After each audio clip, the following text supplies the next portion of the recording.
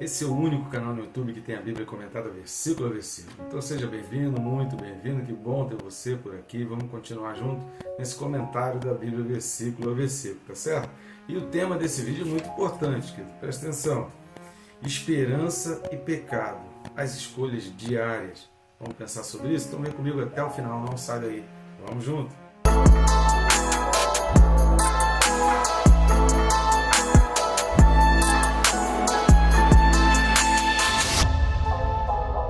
Antes de mais nada, não se deixe de se inscrever no canal. Rápido e fácil, você vai clicar no botão inscrever, que está embaixo, ao lado do meu nome, e pronto.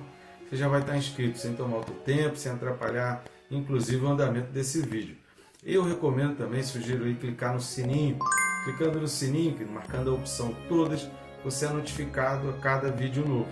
De segunda a sábado, nós estamos aqui trazendo vídeo comentando a Palavra de Deus, estimulando você a fazer o teu TSD e trazendo luz, esclarecendo pontos importantes, absolutos na vida cristã. São assuntos que são realmente importantíssimos para quem quer viver uma vida cristã e até mesmo para você evangelizar e você saber do que está dizendo as Escrituras, além do que vai fortalecer mais ainda a sua fé, porque se a gente está firmado numa base sólida, a nossa fé se torna mais sólida ainda, tá certo? Então vamos lá, o texto desse vídeo, Hebreus capítulo 10, nós vamos ler aqui os versículos 26 e 27. Hebreus 10, 26 e 27 diz assim: Porque se vivermos deliberadamente em pecado, depois de termos recebido pleno conhecimento da verdade, já não resta sacrifício pelos pecados. Pelo contrário, certa expectação horrível de juízo e fogo vingador, prestes a consumir os adversários. Amém, querido? Glória a Deus. A gente leu os versículos 26 e 27, mas a gente aqui nesse vídeo vai puxar um pouco do versículo 25 ainda, porque senão a gente não consegue ter um entendimento completo dos versículos 26 e 27 se a gente não entender aquele finalzinho do versículo 25. Por isso é muito importante que você assista ao vídeo referente ao versículo 25, que é o vídeo imediatamente anterior a esse daqui. Logo aí na lista você já vai identificar. E aí logo em seguida assista esse vídeo aqui, porque eles são muito complementares ali. Um depende muito daquilo que está sendo falado no outro, tá certo? Então antes da gente entrar a fundo nesses comentários, eu peço algumas ajudas suas. Nós fazemos esse trabalho totalmente independente, não temos nenhuma ajuda de nenhuma instituição. E o único objetivo nosso de estar aqui diariamente, nos esforçando para deixar esses vídeos, tentando cada vez melhorar mais ainda o vídeo, né, de uma maneira ainda com os recursos que a gente tem, né, da maneira que a gente consegue. Mas nosso objetivo é estar abençoando vidas, estar elucidando a palavra, estar deixando a Bíblia o mais simples possível, o mais fácil possível, para que todo mundo consiga compreender e entender e fortalecer a sua fé. Se você quer nos ajudar aí nesse ministério, tem várias maneiras que você pode estar fazendo isso. Uma delas, querido, é grátis, rápido e fácil. É o famoso triplo C. O que é isso? Curtir, comentar e compartilhar. Quando você curte e comenta, o YouTube tem um algoritmo, uns cálculos aí, que ele começa a recomendar, indicar esse vídeo para outras pessoas que assistem no YouTube.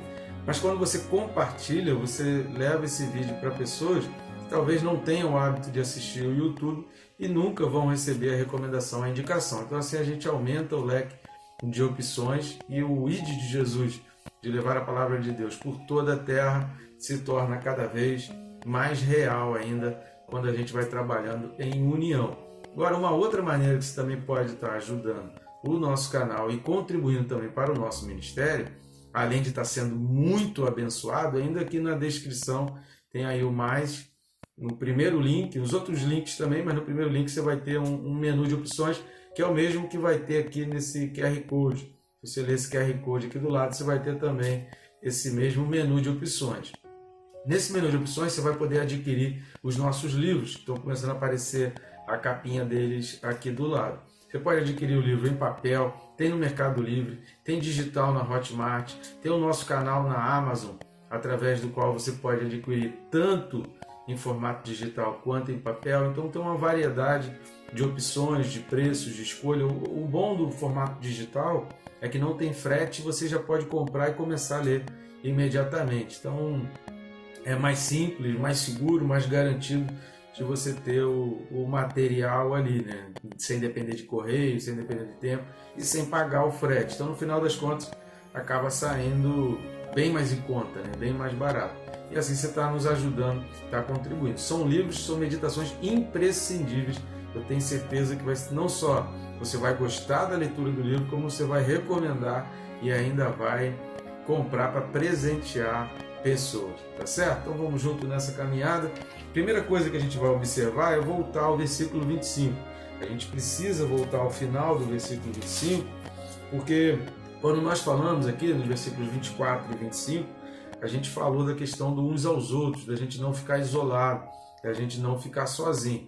E por que a gente não pode se manter isolado? Assim como Sansão, né? Se você pesquisou, assistiu os vídeos e pesquisou sobre a vida de Sansão, você vai observar que Sansão, na sua vida inteira, tomou decisões sozinho, não ouviu conselho, desobedeceu inclusive os seus pais, desobedeceu princípios, desobedeceu leis. Ele sabia que não poderia tocar no cadáver, mas ele mentiu, então ele sabia que ele estava fazendo aquilo de forma errada. Então, muita coisa do que aconteceu na vida de Sansão de ruim não teria acontecido se ele tivesse obedecido, se ele tivesse seguido o conselho. Então, os versículos 24 e 25, eles nos impulsionam para que a gente não viva só, para que a gente procure conselhos, para que a gente procure a admoestação e que a gente viva essa vida em comunidade.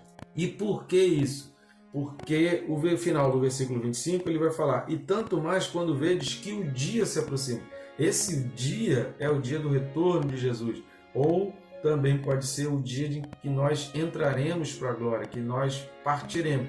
Lembra que a gente falou que existe uma linha sobre a qual todos os assuntos eles giram em torno, eles não saem dessa linha que está na carta aos Hebreus, que é da constância, de permanecer até o fim, de guardar a fé até o fim, de não deixar a fé escapar, de não abandonar a fé. Então essa linha que está em toda a carta aos Hebreus, ela está conduzindo até o dia em que a gente vai encontrar Cristo, seja na volta dele ou seja na nossa ida até lá. Então esse dia, quando a gente pensa, tanto mais quanto vezes que o dia se aproxima, o que o autor está falando aqui é desse final dessa jornada e que a gente não perca o final dessa jornada como propósito.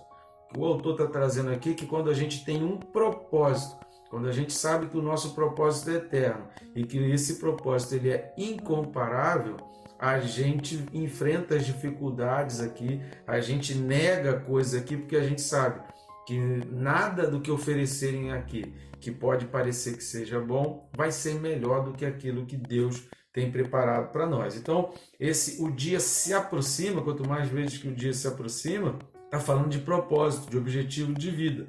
E aqui está a certeza na qual nos seguramos firmes, mediante a fé. Por isso, lá no capítulo 11, ele vai falar que a fé é uma certeza. Então, se você não tem a certeza desse futuro, se você não tem a certeza daquilo que te espera, mesmo que você não veja, você não vê, mas você espera. Isso é fé. Fé não é, se você está vendo, se você sabe que está chegando, você não precisa de fé para saber quando começa a trovejar, você não precisa de fé para acreditar que vai chover. Agora, Elias precisou de fé quando o céu estava azulzinho, claro, e ele mandava ver e ele viu uma nuvem do tamanho da mão de um homem bem distante. Ele precisou de fé para acreditar. Manda, acabe preparar porque a chuva está chegando. Então você precisa de fé. O sol está claro, o céu está azulzinho, tem uma nuvenzinha lá embaixo. Mas eu sei que vai chover por quê? Pela fé. Então a fé é a certeza de uma esperança, a certeza de um futuro que com os meus olhos da carne eu não consigo enxergar. Eu preciso dos olhos da fé para eu conseguir enxergar isso. E o que nos segura, o que nos espera, a gente precisa ter a certeza de que em Cristo há algo que nos espera que é infinitamente melhor do que qualquer benefício ou qualquer coisa boa, entre muitas aspas, que as pessoas podem oferecer através do pecado, ou que o pecado possa nos proporcionar. Vamos ler rapidinho 3 textos aqui. O primeiro deles é Hebreus 12, que a gente vai chegar lá, se Jesus não voltar antes. Hebreus 12, versículos 2 e 3. Hebreus 12, 2 e 3 diz assim: olhando firmemente para o autor e consumador da fé, Jesus, o qual, em troca da alegria que lhe estava proposta, suportou a cruz, não fazendo caso da ignomínia, e está assentado à destra do trono de Deus.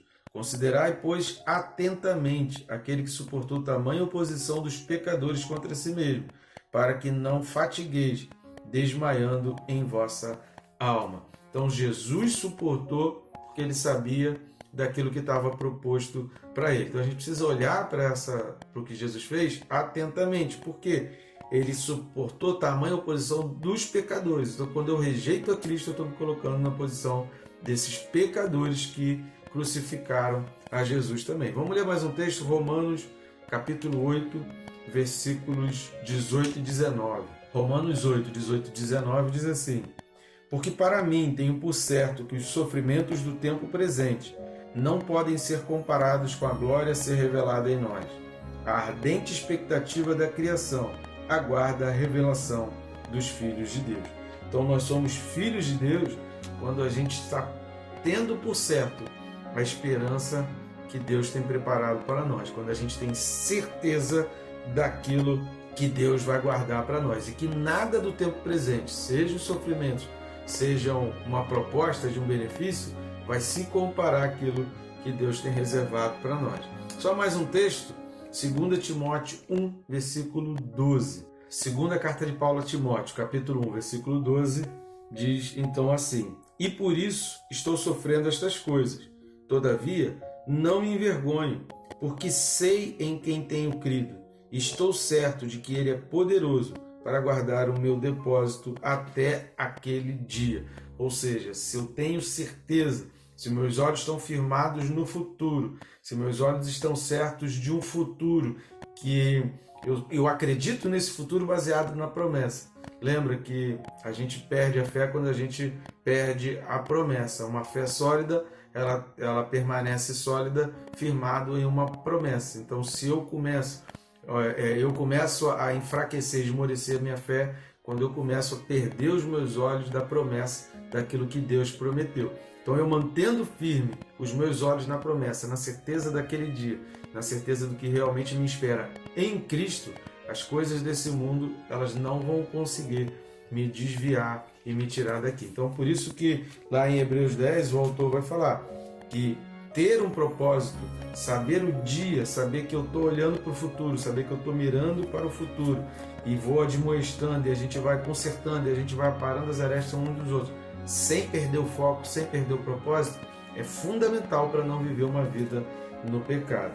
Entrando lá no versículo 26, então, esse porquê no início aqui, é um porquê junto, ele está explicando exatamente por que nós precisamos nos admoestar, por que nós precisamos nos juntar. E aí ele vai justificar dizendo: eu preciso me juntar, eu preciso viver em comunidade, eu preciso admoestar, eu preciso aprender da palavra, eu preciso viver essa comunhão, eu preciso viver o discipulado, porque senão, se eu viver deliberadamente em pecado, ou seja, ele está colocando em oposição, ou eu vivo na comunidade, ou eu vivo admoestando uns aos outros, ou eu vivo junto com os outros aprendendo e ensinando, ou eu vivo deliberadamente no pecado. Então ele está falando, olha, versículo 25, façamos admoestações tanto mais quanto vezes que o dia se aproxima. Porque se eu viver deliberadamente no pecado, obviamente ele está colocando numa balança aí em oposição. Então a justificativa para nos admoestarmos e insistirmos em viver numa comunidade de incentivo mútuo, lembra que a gente falou nos 2 últimos vídeos desse incentivo mútuo, tem que ser recíproco. Eu ensino e eu aprendo, eu dou e eu recebo. Igreja não é restaurante, igreja é hospital de campanha no meio da guerra. E aí, o que vai me motivar para que eu não viva deliberadamente no pecado é exatamente essa troca, essa reciprocidade que só existe na comunidade dos santos, na comunidade daqueles que são salvos. Essa palavra deliberadamente significa voluntariamente.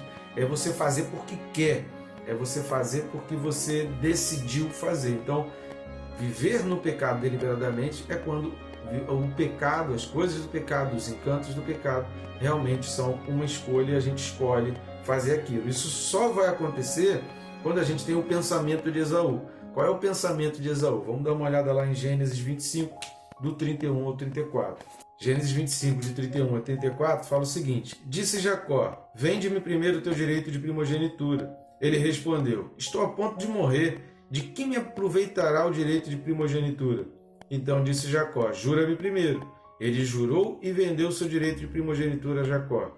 Deu, pois, Jacó a Esaú pão e o cozinhado de lentilhas. Ele comeu e bebeu. Levantou-se e saiu. Assim, desprezou Esaú o seu direito de primogenitura. E aí depois não adianta reclamar. O autor dos Hebreus aqui, ele vai falar, e a gente vai falar sobre isso lá na frente, que ele com lágrimas, ele quis de volta aquilo. Mas aí já era tarde demais. Então a gente precisa ficar atento a isso, porque o arrependimento ele pode chegar num momento que vai ser tarde demais. Quando a Bíblia diz que diante ali das portas do céu vai haver choro e ranger de dentes, porque as pessoas muita gente vai ranger os dentes, né? Vai ficar com aquele choro, pensando assim, poxa, lá atrás eu abandonei, eu larguei, eu deixei aquilo dali, poxa, eu quero, eu me arrependo, mas aí depois da morte vai ser tarde demais para se arrepender. Então qual foi o pensamento de Esaú? A satisfação de uma necessidade momentânea, a satisfação de um desejo, a satisfação de uma necessidade daquele momento ali que era passageira, e aí ele fez uma hipérbole, ele fez um tremendo exagero, e ele não ia morrer se ele ficasse mais algumas horas sem comer. Ah não, deixa aí, a minha primogenitura vale mais. Eu vou até em casa e eu mesmo preparo alguma coisa para comer. 2, 3 horas, 24 horas, não dá para morrer sem comer, né? Não ia morrer sem comer, mas é aquele exagero dele. Por quê? Porque a sua necessidade momentânea gritou mais alto do que a certeza do futuro, a certeza da bênção final de Deus. Então esse raciocínio de pensar só no hoje e no agora, só pensar na satisfação da carne, só pensar nas coisas da carne, eles tiram os nossos olhos do propósito eterno, eles tiram os nossos olhos do caminho espiritual. E aí o versículo 26 ele vai falar, olha, porque se vivermos deliberadamente pecado, depois de termos recebido o pleno conhecimento da verdade, já não resta sacrifício pelos pecados. Esse já não resta sacrifício pelos pecados está em concordância com tudo que o autor falou aqui na carta aos Hebreus, praticamente desde o capítulo 4, ele vem trabalhando essa ideia do sacrifício eterno e eficaz de Jesus Cristo. Que o sacrifício de Jesus Cristo, da ordem de Melquisedeque, você pesquisa aí por Melquisedeque aí no meu canal, você vai encontrar vídeos onde a gente comenta, vídeos nos quais a gente comenta a respeito de Melquisedeque, dessa linha sacerdotal, e ele vai falar que esse sacrifício de Cristo substitui o sacrifício levítico, o sacrifício arônico, que parou de existir quando a destruição do templo no ano 70 depois de Cristo, e até hoje, até os dias de hoje, esse sacrifício ainda não é feito.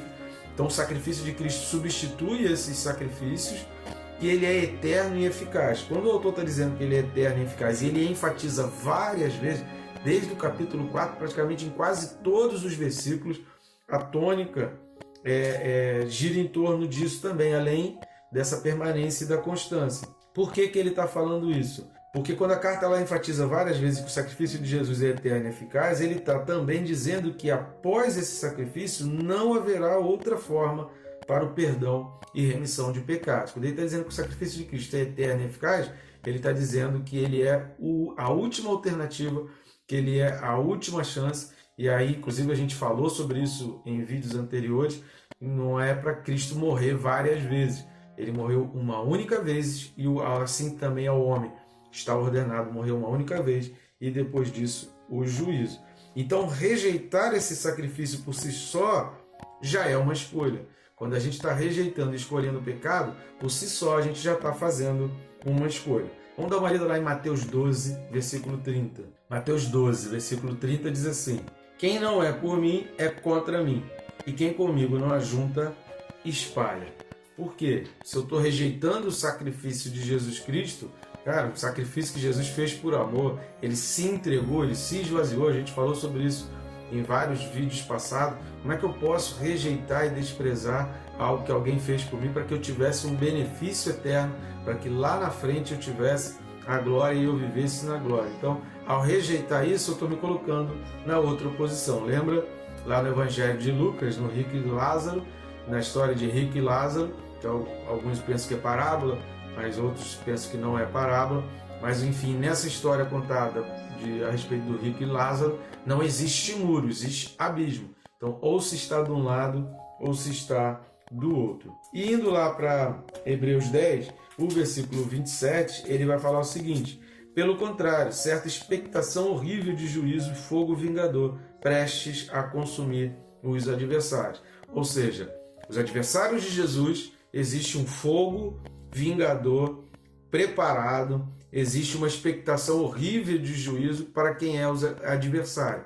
Quando eu me coloco em rejeição, quando eu me coloco na posição de rejeitar o sacrifício, de desprezar o sacrifício, de desprezar as alternativas, porque a gente precisa entender que a vida em comunidade, a vida na igreja, a vida em admoestação, a vida em conserto, a vida em aprendizado, é uma oportunidade que Deus está dando para o nosso crescimento e para o nosso fortalecimento. Ele não precisaria disso, mas Ele deixou isso para nós, para nos ajudar, para que a gente conseguisse encontrar força, para que a gente conseguisse vencer, para que a gente conseguisse aprender, para que a gente conseguisse viver em unidade com o corpo, porque é com essas pessoas que a gente vai viver a eternidade.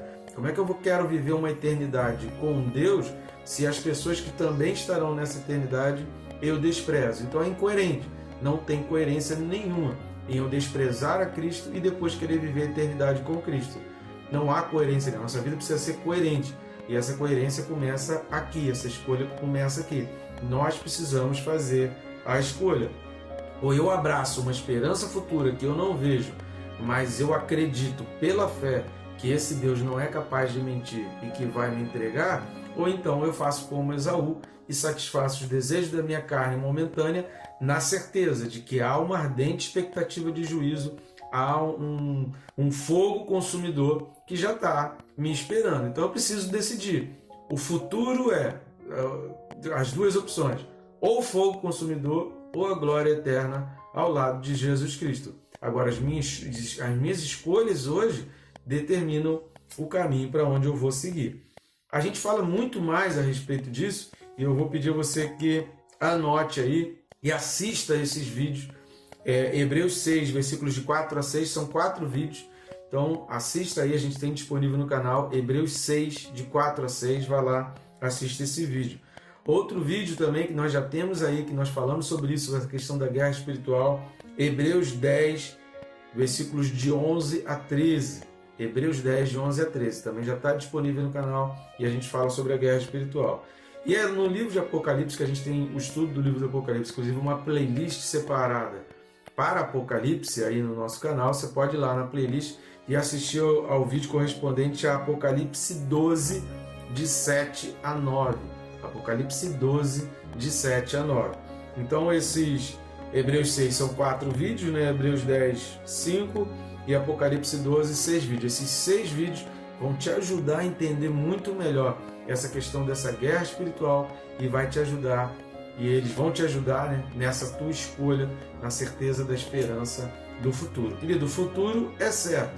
Ou a gente caminha na direção, ou a gente pega a bifurcação, ou a gente faz a conversão da nossa vida na direção da glória de Deus, ou a gente continua caminhando nos prazeres desse mundo, guiados por esse mundo, em direção ao juízo que é certo e ao fogo que está esperando os adversários. Quem sou eu? Adversário ou irmão em Cristo Jesus? Eu estou contra ou eu estou a favor de Jesus? Porque a minha escolha precisa ter coerência. Então, as minhas decisões, as minhas atitudes, os lugares que eu frequento, as companhias que eu escolho, as palavras que eu digo, os focos da minha vida, os meus objetivos da vida precisam ser coerentes com o caminho que eu escolhi seguir. Então, querido, há uma guerra. E de que lado você escolhe ficar nessa guerra aí? Tá bom? A decisão é sua e a minha recomendação: escolha Jesus, porque a vitória é certa. Amém? E Deus te abençoe, querido, rica e abundantemente.